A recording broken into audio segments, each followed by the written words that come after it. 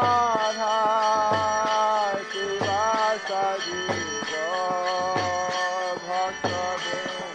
following is a class given by His Holiness Jayapataka Swami Maharaj on June 8, 1980 in Calcutta, India. The class begins with a reading from the Śrīmad-Bhāgavatam, Canto 7, Chapter 2, Text 41.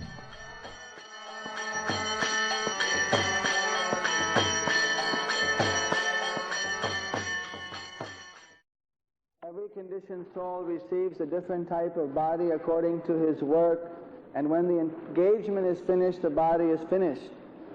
Although the spirit soul is situated in subtle and gross material bodies and different forms of life, he is not bound by them, for he is always understood to be completely different from the manifested body. God is not responsible for the living entities accepting different types of bodies. One has to accept a body according to the laws of nature and one's own karma. Therefore, the Vedic injunction is that a person engaged in material activities should be given directions by which he can intelligently apply his activities to the service of the Lord to become free from material bondage of repeated birth and death. Swakarmana tam abhyacha siddhing vindati manava. The Lord is always ready to give benedictions. Indeed, His directions are elaborately given in Bhagavad Gita. If we take advantage of these directions, then in spite of our being conditioned by the laws of material nature, we shall become free to attain our original constitution. Mame vage prapadyante mayam etang tarantite. We should have firm faith that the Lord is supreme, and that if we surrender to Him, He will take charge of us and indicate how we can get out of material life and return home back to Godhead. Without such surrender, one is obliged to accept a certain type of body according to his karma, sometimes as an animal, sometimes a demigod, and so on. Although the body is obtained and lost in due course of time, the spirit soul does not actually mix with the body, but is subjugated by the particular modes of nature with which he is sinfully associated. Spiritual education changes one's consciousness so that one simply carries out the orders of the Supreme Lord and becomes free from the influence of the modes of material nature.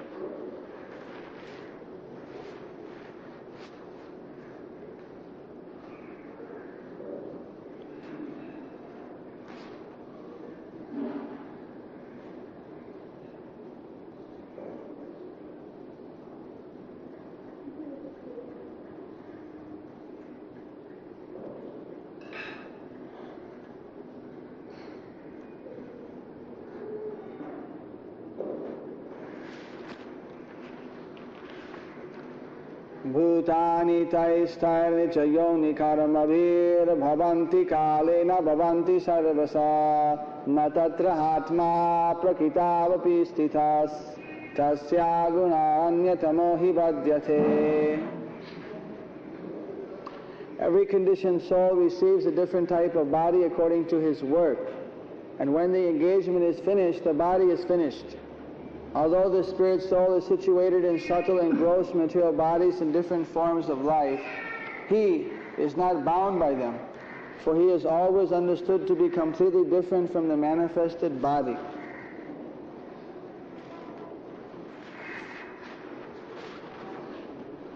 Just as fire is situated within wood, yet is separate from wood, it is not the same as wood. In the same way, the spirit soul is within the body, yet it is separate. It is not the same as the other ingredients within this material body. So, this spirit soul does not mix with the body, but it is subjugated it is controlled by the sinful association with the three modes of material nature. The three modes of material nature mix with each other. That makes three in three different combinations. And then again they mix, and then again they mix. And you come up with 81 different combinations. Those are considered to be principal. Then there are again so many mixtures in the mode of goodness, mode of passion, and mode of ignorance, which create the unlimited varieties of life within this universe. All mixtures of the basic three ingredients, Satya, Raja, Tamas. But the living entity is individual and independent from this mixing. But due to the association with material nature, the living entity thinks, I am the enjoyer of this material world. And thus is bound by the stringent laws of this material world. Prakriti kriyamanani gunai karamana saravasa ahankara yudatma kortahamiti manyate. Bewildered by illusion, the conditioned soul is thinking, I am the doer. Kortahamiti manyate. In factuality, in actuality, the doer is this material world. This material energy is doing everything. The living entity is simply desiring. So long as the living entity is desiring to be independent of Krishna, Krishna bahirmukha hoye bhogavancha kore. So long as he is turning his face away from Krishna, desiring sense gratification, Maya japatya dhore. Maya is simply tackling him, tackling that living entity and binding, stick very rigidly within her grips. So we are trying in this material world to get out of these grips by making so many plans. But here it very clearly states that everyone is suffering and enjoying according to his karma. Person is working very hard from morning till night with the idea, I will become happy. Bhaktivinoda Thakur, he wrote a beautiful song in Bengali, Amar Jivan,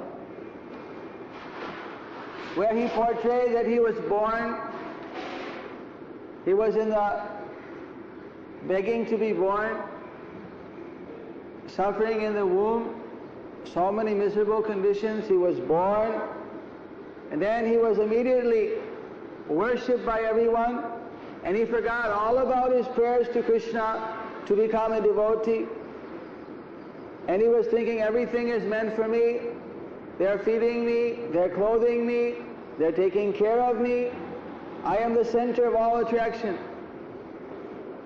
So therefore the world is meant for my pleasure. And this way he passed his days playing as he grew. Finally he was sent to school. In school, he had to compete very hard with his classmates.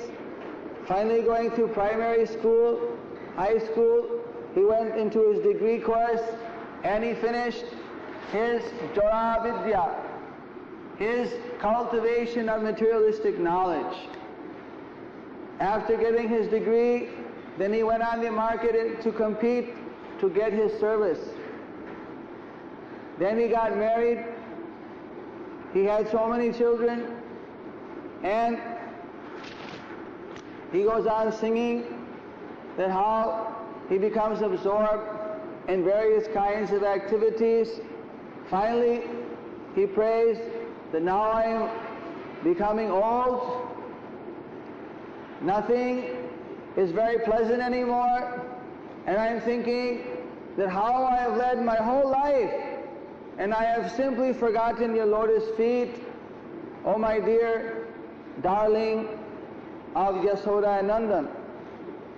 How I have led my whole life simply absorbed in these activities and forgetting all along your lotus feet. Now I'm simply thinking how I can be engaged in your service. I simply surrender unto you.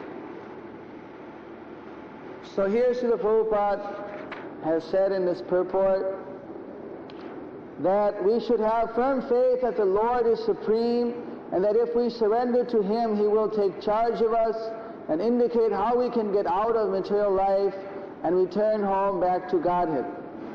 Without such surrender, one is obliged to accept a certain type of body according to his karma, sometimes as an animal, sometimes a demigod, and so on. That unless one surrenders to Krishna, that means he is free from his karma. Krishna says, Sarvadharman parityajya mamekam saranam vrajaham tam sarvapapebhyo mokhishyami ma sucha. By surrendering to me, Krishna says, I deliver you from all your karma. So unless someone is surrendering to Krishna, that means he is not delivered from his karma. Work done for Vishnu is purifying, and work done not for Vishnu is binding. That is the real secret of karma.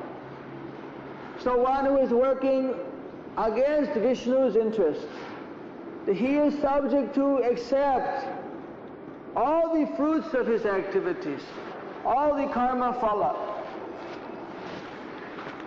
What is that fruit? That in the next life, after leaving this body, he must again take birth in this material world, either as a human, or as an animal, or as a demigod.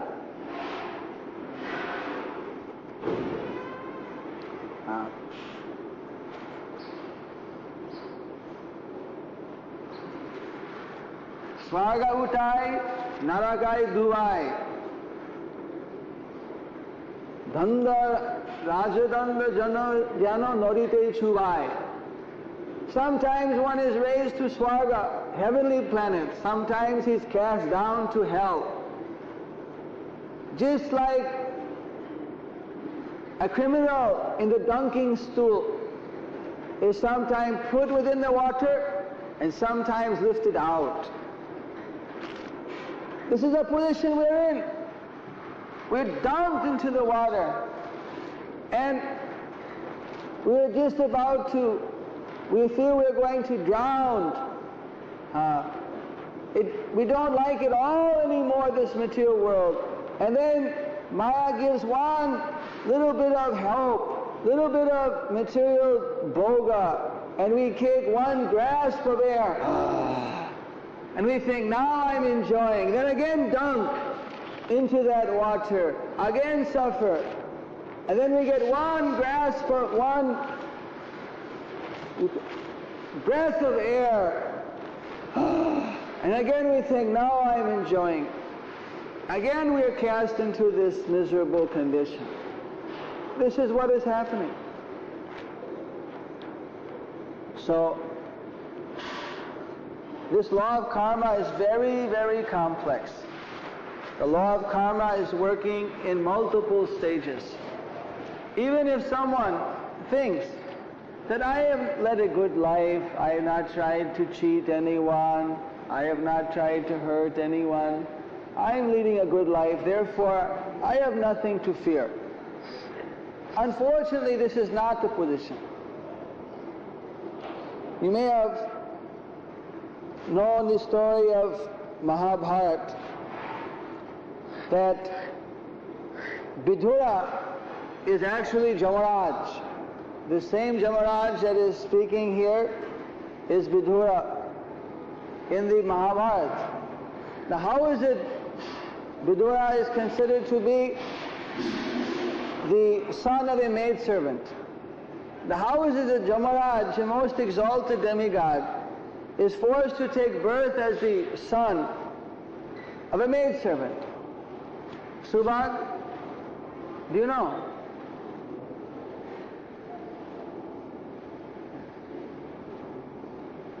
What are you doing?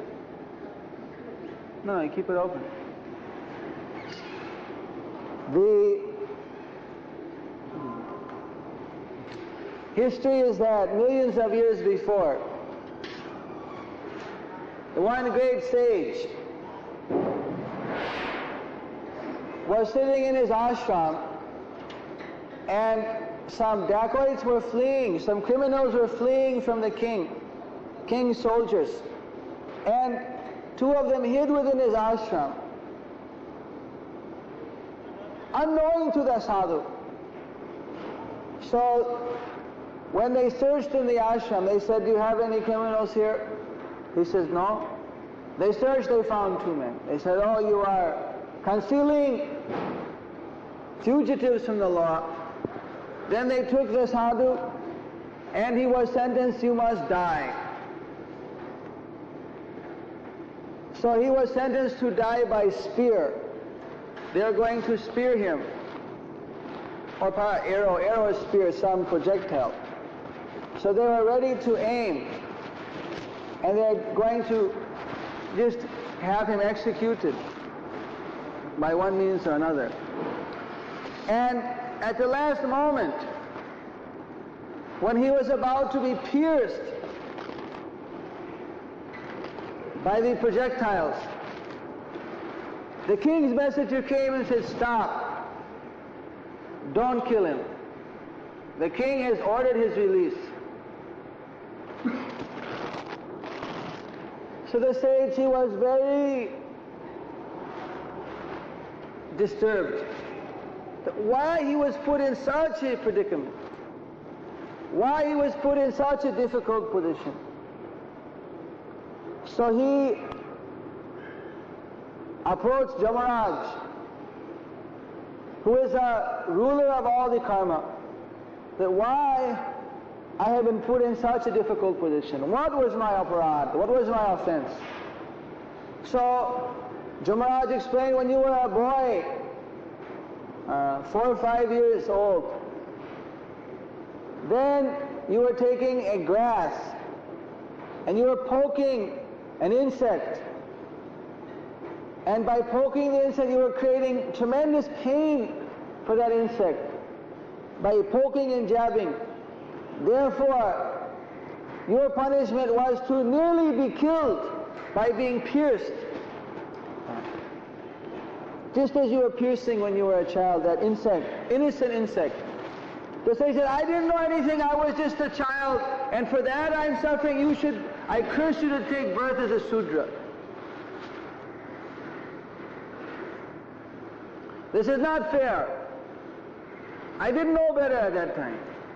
Jamaraj says, "You know better or not. You were craving pain for a living, and the law of karma is strict. You curse me, that's another thing. But I have to carry out this law of karma strictly. No one is free." So, but as a result, Jamaraj accepted that curse, and he became the son of the maidservant. He became the uncle of Krishna.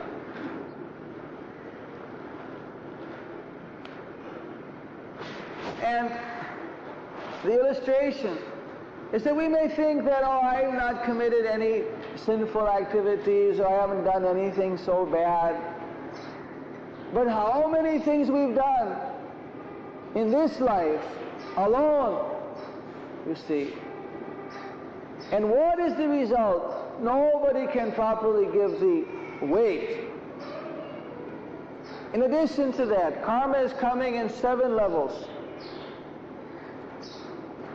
Some karma is in the stage of seed stage. Some is unmanifest, some seed. some is about to sprout, some is just sprouting, some is already manifested, growing state, some is already giving fruit, and some is finished. And this way there are 7 layers of karma reactions. Which birth, which activity will fructify at what time? There is no guarantee. One may have killed a person 10 births ago. That sinful reaction is just now coming fructified. Suddenly a person gets crushed under the wheels of a double-decker state transport bus. He was not planning. He had gone to school and college to get his degree, to get his job, but just walking across the street, he got crushed by the double-decker bus. Recently in the newspaper, maybe a year or 6 months ago, there was a terrible accident. About 7 or 8 youths were hanging outside of the bus, not an unusual sight in Calcutta, and the 2 buses brushed right against each other, and 8 people were squished on the side of the bus, just like people would squish ants under their feet. This well may have been the result for squishing ants under the feet while walking on the path. No one can say, but critically people will say, oh, God is so cruel. But Krishna, He doesn't take personal care. For those who are not His devotee, they say, oh, God is dead. God does not care. So for them, God is not caring. He has made this material world and He has made the laws by which it runs. And everyone is subjected to those strict laws. If someone is squished between 2 buses, this was not an accident. This meant that this was their karma. If someone becomes wealthy, that is not an accident. And if some wealthy man gets robbed, that is also not an accident. One suffers and enjoys according to his previous activities. How we act now will determine what will happen to us in the future. How successful we can be. If a person works very hard, he can get the full effect of his karma. But even if a person doesn't work, even what good karma he should get, he won't get.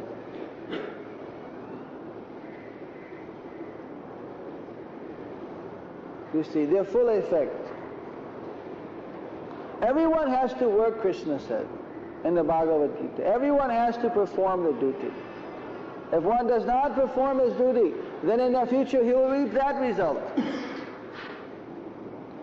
He may enjoy for the time being the results of his previous activity, but in the future, his non-work, no one can not work. It means he can be less active. But eating is going on. If one is not eating prasad, he is eating sin. Anna kalvisha. Sinful food. And if one eats prasad, it is jaggashisht. It is the remnants of the sacrifice.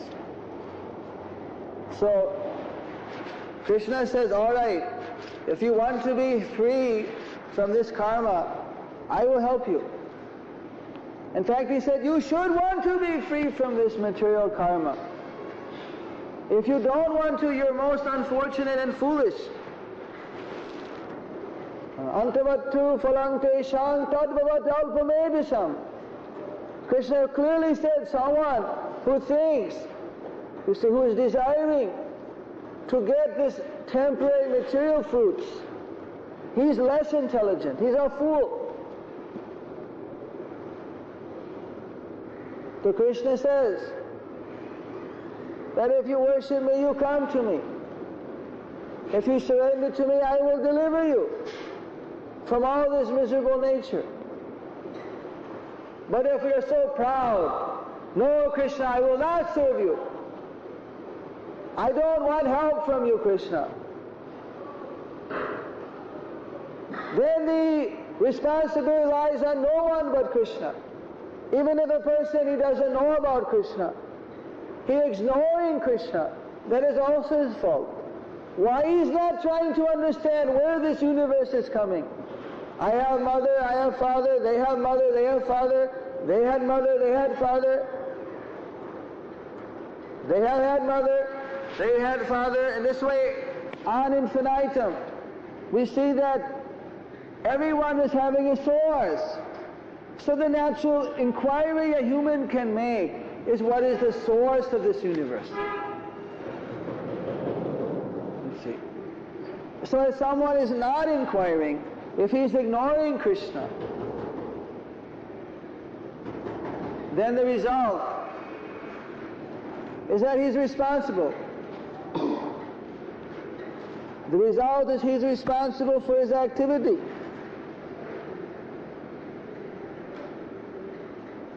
You see. Just like the state has so many laws, if we follow the laws of the state, then we are protected by the law. But if we disobey the laws of the state, then we are forced to suffer. You see. But the president, you see, he is above the law of the state in so many dealings. He is considered to be immune. Of course, in democracy, they don't give the president so much power. But in monarchy, basically the king can do no wrong. The king is not to be challenged. But he is the owner on behalf of God. He is the representative of God. So he is not challenged. You see. So Krishna, he is the owner of everything. The devotee who is simply carrying out Krishna's order, he is protected by Krishna. He is not part of this material world.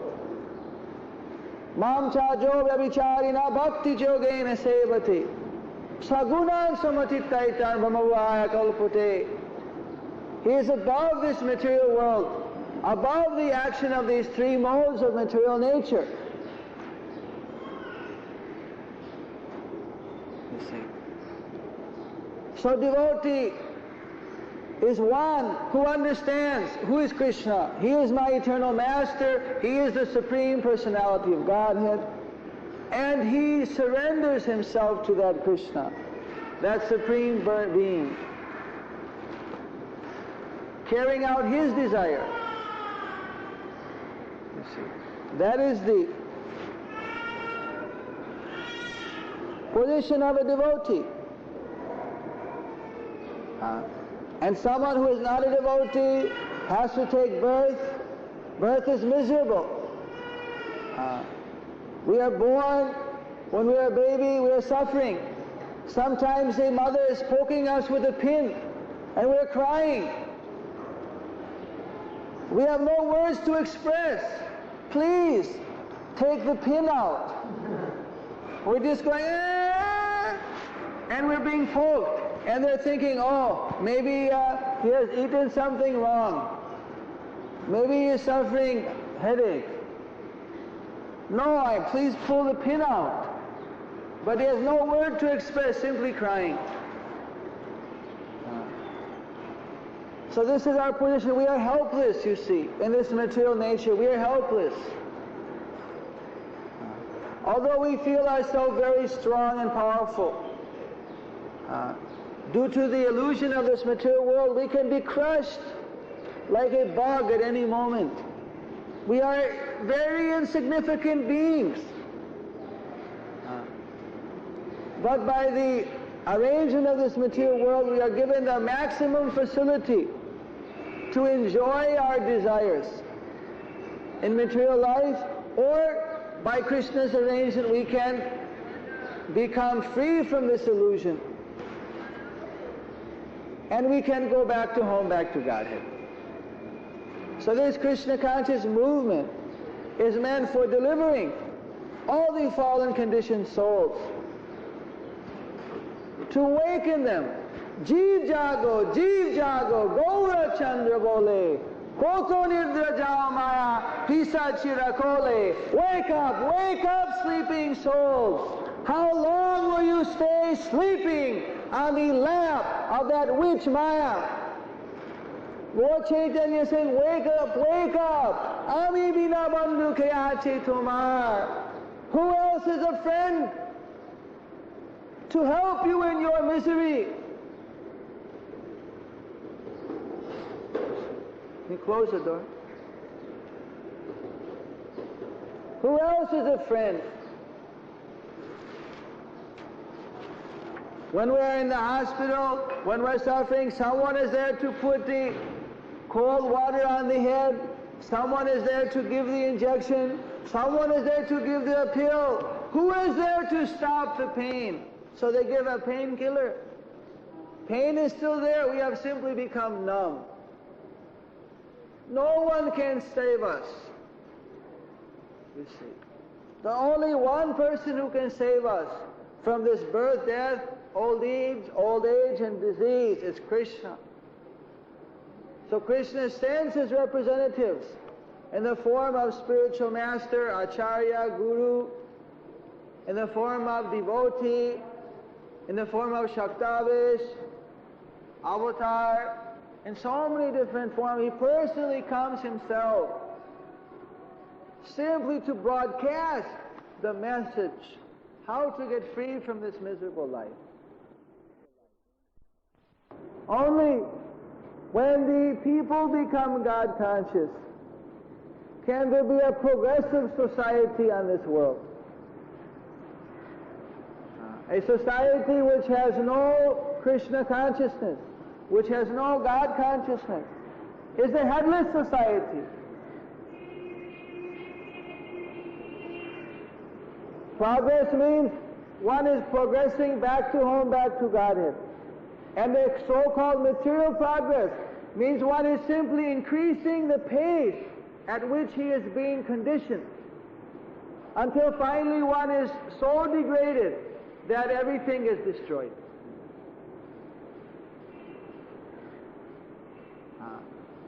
Progress in the modern age means increasing the pace of our conditioning. How to become illusioned at a more rapid,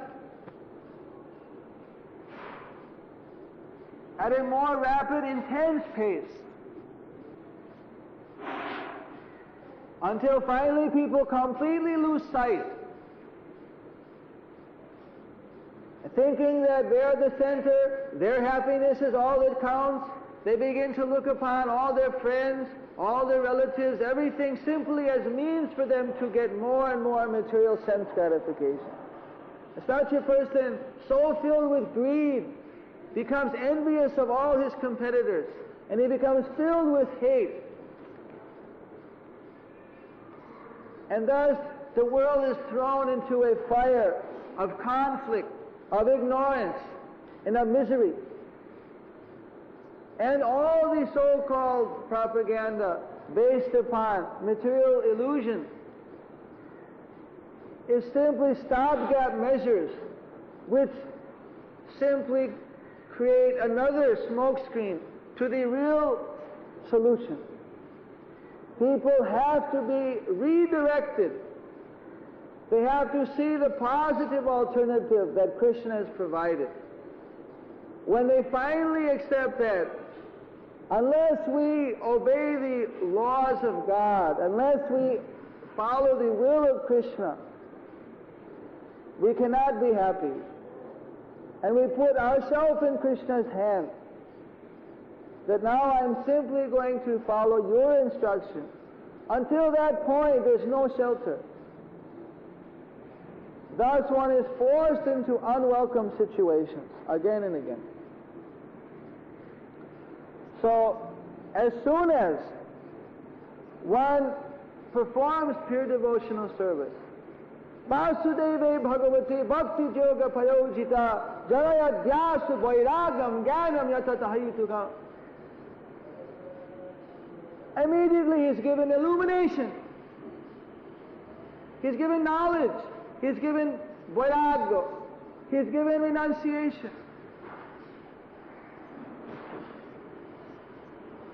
Sarai pumsam parodamo yato bhaktir hokkhja. Ahaitu kya pratiyatha yayatma suprasidati. Causelessly becomes filled with self-satisfaction, with spiritual bliss. You see, when one gets the knowledge by which illusion is destroyed, then just as when one turns the light on, in the dark room everything becomes illuminated. That is this Krishna conscious movement. Turn on the light of Krishna,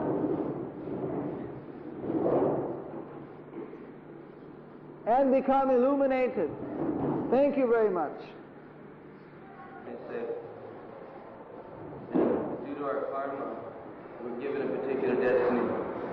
So, if it's my karma or my destiny to surrender to Krishna, then I'll be surrendered to Krishna. And if it's not my karma or not my destiny to surrender, then I'll be able to surrender. Surrender to Krishna is not a function of karma. If it were a function of karma, then why Krishna would offer to Arjuna the choice? Either you fight or you don't fight. But I say fight. That means that there's a choice. Living entity has minute independence. If there were just simply everything done by destiny, then there's no question of pap and punya. There's no question of sin and pious activity. Where's the question of sin? Why there will be suffering if everything is done by destiny? How we are able to succeed or fail, how we are able to suffer or enjoy in our activities, that is regulated by our previous activities. You see, people are competing. Why one is able to succeed? That ability to succeed, so-called success, that means increases enjoyment, that is due to how much he has performed pious activities in the past. If someone is born a king, born in a wealthy family, Sri Suta Janma Aishwarja, Sri Suta Janma and Aishwarja. Beauty, learning, good birth, and wealth. These things are the products of pious activities. And lack of these things is the product of sinful activities. So even in material life, human being has got responsibility to choose what to do, what not to do, according to what he does. That creates, you see, new situations. But basically, because this material world is so powerful that due to association, we're conditioned to choose in a certain way. But somehow or another, by association with a sadhu, by association with a devotee, or by Krishna's mercy, if we get the opportunity to choose to serve Krishna or not to serve Krishna, you see, that choice has to be made. It is not a matter of destiny. That the choice will be given to us, that may be destiny. But we have to, what choice we will make, that is up to our own individual. Some people are not at all destined to meet with such a good fortune. But particularly because the devotee goes out of his way to give him good fortune. Even where a person has no good fortune, he benefits. Somehow or another, whether we are fortunate or whether we are unfortunate, if we get the shelter of Krishna, that is our real fortune.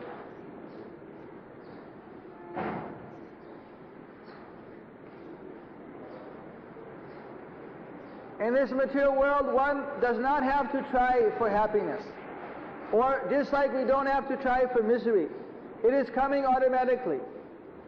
But the Shastra is saying if you want to get spiritual emancipation, if you want to get Krishna consciousness, you must try for it. Atata Brahma Jigyasa. One must inquire into the truth. Because that does not come by destiny. that has to come only by individual effort.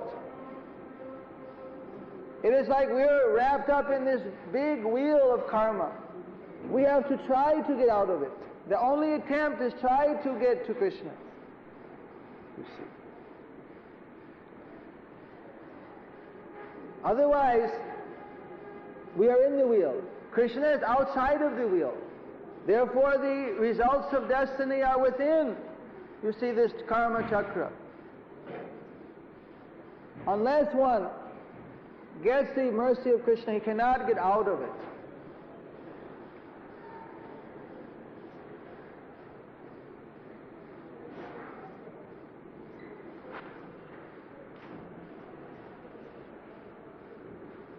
If a person is given that opportunity, does not take the choice, does not take this opportunity, it is simply understood he is most bewildered.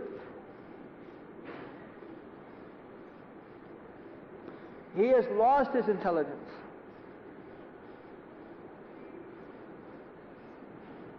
And no one knows what is their destiny.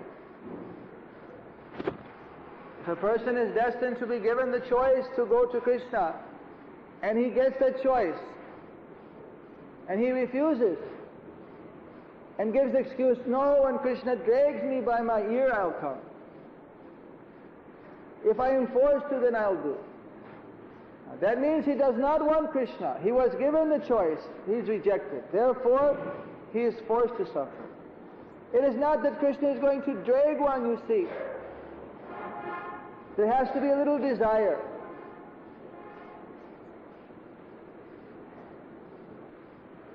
One has a choice to accept or reject. If we accept Krishna, we get his shelter. If we reject Krishna, we get the shelter of his illusory energy, Mahamaya, and we're wrapped up in the destiny of that unlimited wheel of karma. So we can choose our master. We can have Krishna, who is eternal youthful beauty, who is the compassionate, kind Lord, to personally take charge of our life, or we can have his agent Maya, the prison keeper, take care of us. We can choose our master.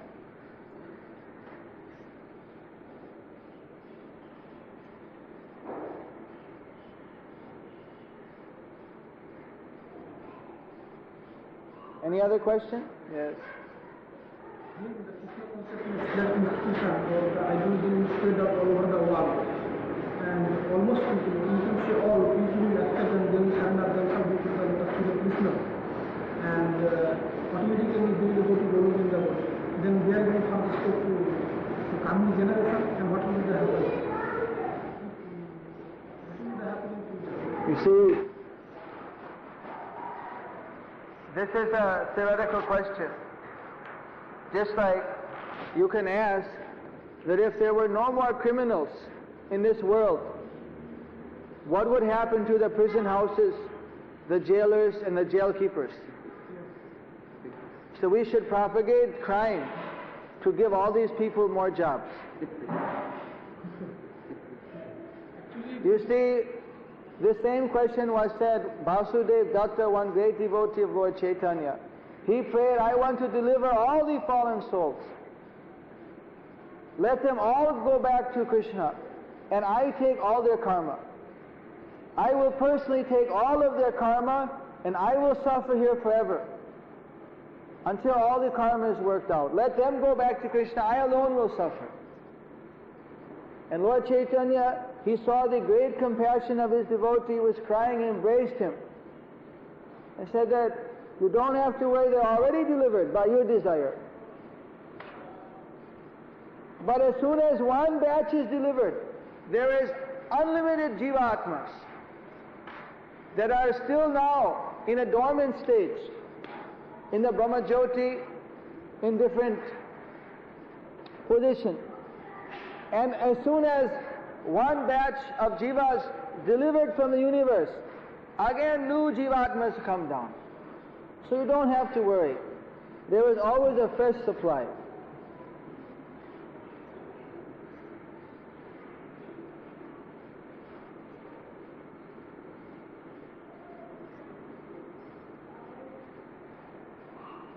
Any other question? So it's understood that when one takes Krishna consciousness, it's no more under the influence of karma. Although from the beginning the fan may still turn around, there's no current.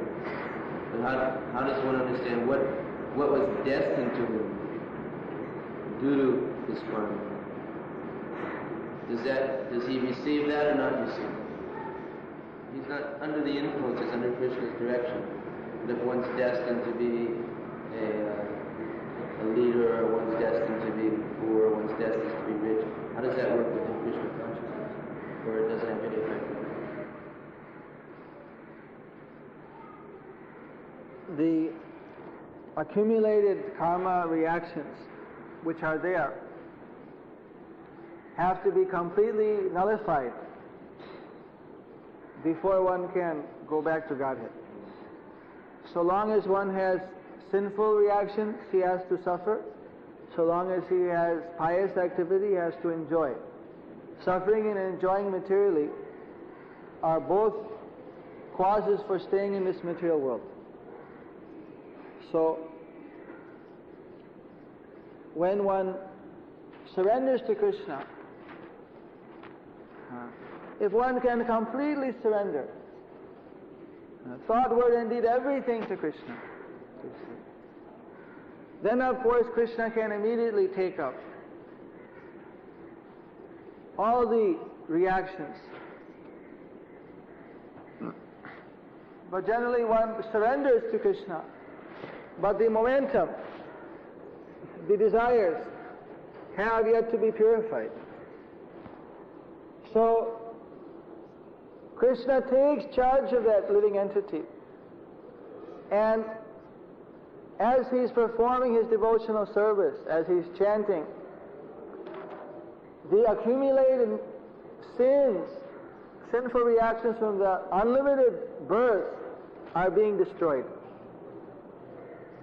It is said that while one is chanting, clapping hands, if he is smiling at the deity, that as he's clapping his hands, just as in the rice paddy field, sometimes the sparrows are coming down and eating the rice, then we have to clap our hands to scare them away. And you see thousands of birds, they fly off. Just like that, as you're clapping and chanting, dancing and laughing or smiling in kirtan, as you're clapping, like this, thousands and thousands of sinful reactions are flying away. So, in this way, so many karma reactions are being, at every moment we're performing devotional service, they're being lifted.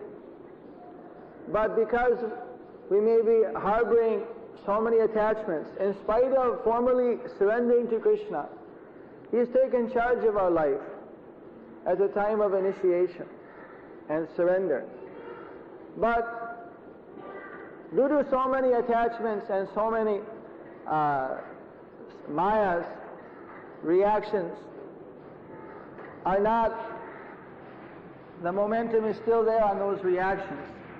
So Krishna allows us to enjoy or suffer tokens. Just like a person, he may be enjoying what appears to be a karma of being very wealthy or very powerful. So Krishna may allow him to maintain that. Because He promises, I preserve whatever you have, and what you lack, I give. In other words, if a person has something good on his side, Krishna doesn't say, I have to smash it down. He maintains it. Because when one is pure, he's all good.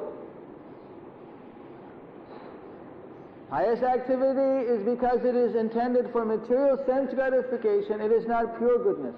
It is materially contaminated goodness.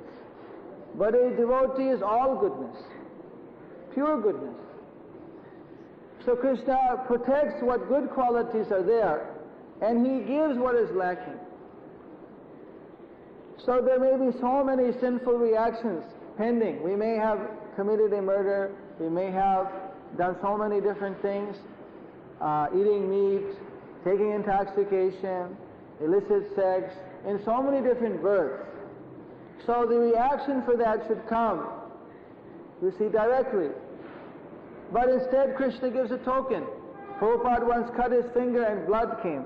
He said that in our previous birth, you see, I may have chopped a man's head off, and for that now I am giving one drop of blood. A token is given to remind us that how fallen we were, to remind us how we have to be humble and submissive to Krishna. Because our tendency is to become independent, to become very proud, intoxicated by our material situation. And so then Krishna, he doles out a little bit of our karma to us in a reduced, infinitesimal token manner to just put us in our place, to remind us and purify. We get purified by suffering. This is the actual fact. People say that no, if people are hungry, they'll never chant God's name. You have to fill everyone's belly, then they'll chant.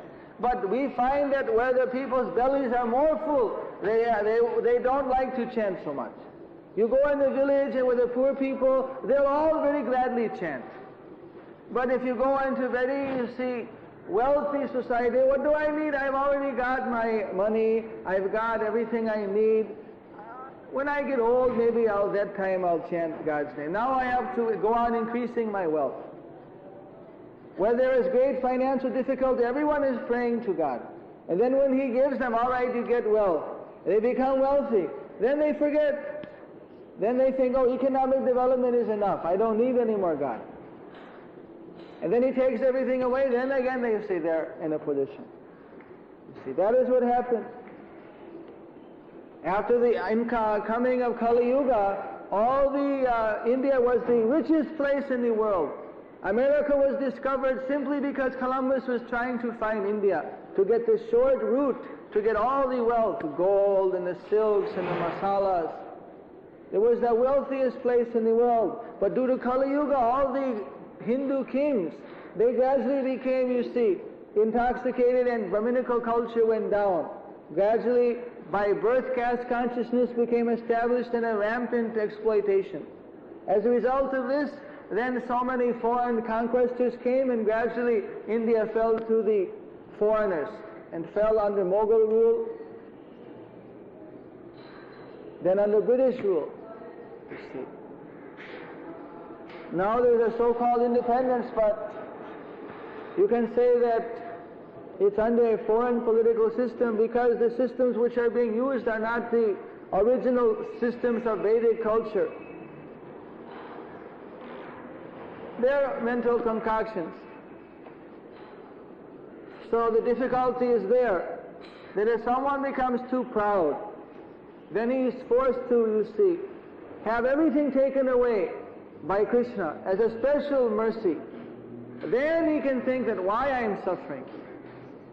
Oh, I must remember Krishna. Otherwise, when one is in his heyday, he has no time for Krishna. That is the general thing.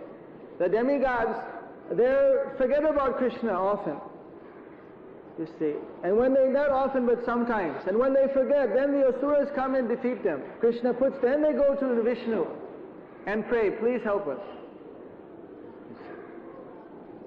So if Krishna did not have asuras to fight with the demigods, they would forget in their enjoyment. So in this material world there is always this conflict. And it has a sublime purpose to bring the people back to Krishna. But in the spiritual sky where everyone is surrendered to Krishna, there's no conflict. Vaikuntha. So the more we depend on Krishna, the more He takes charge of our life. And the more we try to make our own alternative arrangements. You see, beyond maintaining, we have two things. We have to maintain our body, we have to be Krishna conscious. So beyond maintaining our body, if we try to increase unnecessarily our material entanglement, then you see, to that extent Krishna, He will not give His mercy. Or He'll give His mercy by then giving one a good blast of misery, to wake up that what am I doing? This is a terrible position I'm in. Krishna, help me! Krishna, help me! Someone may know that what reaction will come, what severity the reaction will take. That regulator is held by Krishna. The devotee gets a token, finished. Non-devotee, full blast. And the devotee is not accumulating new karma. So as the karma is going off, as the reaction is being expended, it's finished. And gradually the load is getting lighter and lighter, and one is getting closer and closer to Krishna.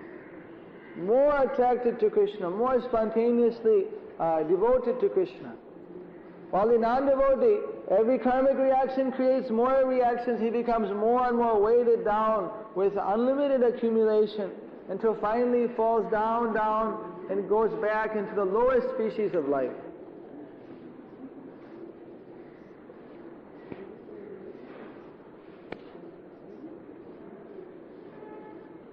Any other question? Did I answer your question? In this society we can have children and so many classes also. The initiated by any, you can say, Krishna consciousness may be any good service. But even he or she committed so many crimes as well as sinful activities. That is why he or she can earn maximum money. If he or she thought that if I offer some money to Krishna, half of the amount to offer that to Krishna, then all sinful activities goes out from and I will get on the lotus feet of Krishna. Is it possible also? You see, whatever one does for Krishna, for that he is never the loser. He always gains. If one gets money by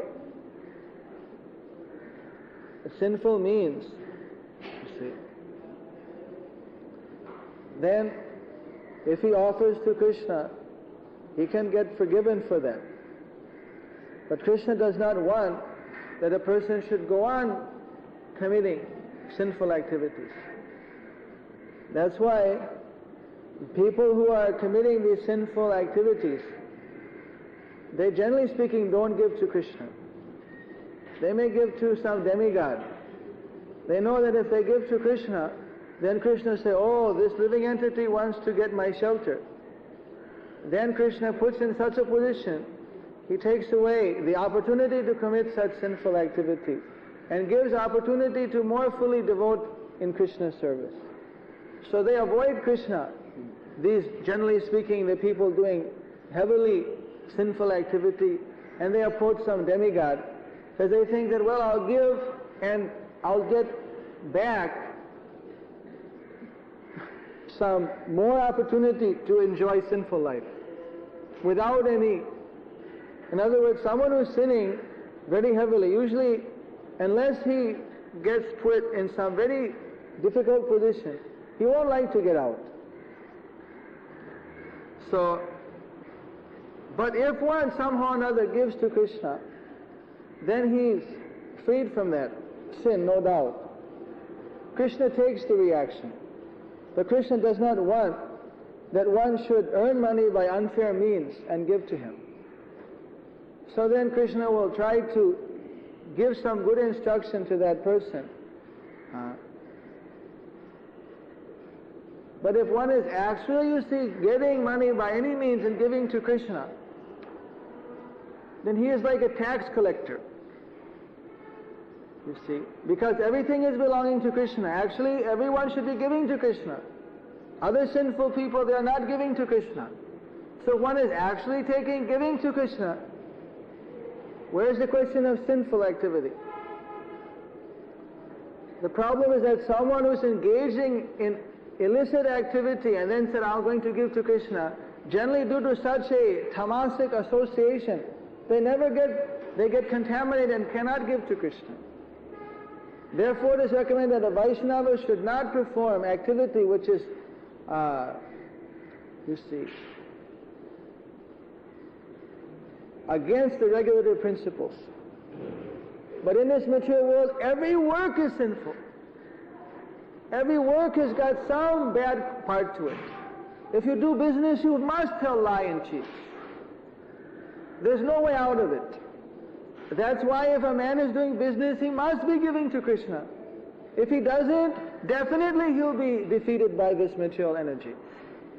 Because you have to tell lies to do business. If you tell a person who's buying something, this thing is not very good, you bought it, someone told you it's very good, you bought it, you say, oh, it's not good. If you tell everyone this is not good, but you should buy anyway, no one will buy it. You have to say this is a first class. It may have a rip in it, may have a defect. It's a very good thing. You must say, if you want to make your money back. For you, I make no profit. So business means, to some extent, you see, there has to be a little bit of misrepresentation. Or you can say at least not complete representation of all the facts. Otherwise, how you can make money?